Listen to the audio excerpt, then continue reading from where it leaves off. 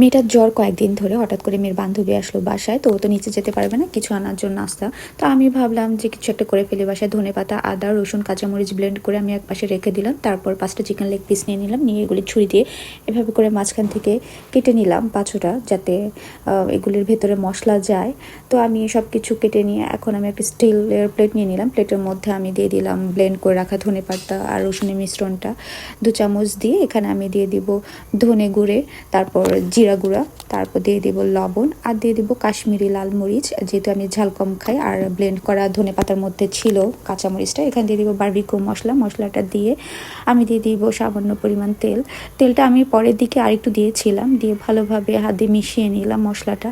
হাত দিয়ে মিশিয়ে এখানে আমি দিয়ে দিব কেটে রাখা চিকেনগুলি দিয়ে ভালো করে হাত দিয়ে একটা একটা করে সব কটা চিকেন মিশিয়ে নিলাম মশলার সাথে।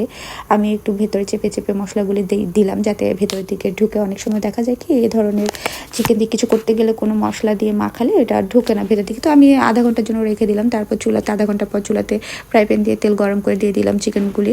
আর আগুনটা ছিল মিডিয়াম, বেশি জোরে আগুনটা দিইনি যেহেতু পড়ে যাবে। তো আমি উল্টে পাল্টাগুলি ভেজে নিলাম। তারপর ফ্রোজেন পরোটা ছিল বাসায়, ফ্রোজেন পরোটা কেটে ব্যাস দিয়ে দিলাম নাস্তা। আর চিকেনটা মাশাআল্লাহ অনেক মজা হয়েছিল।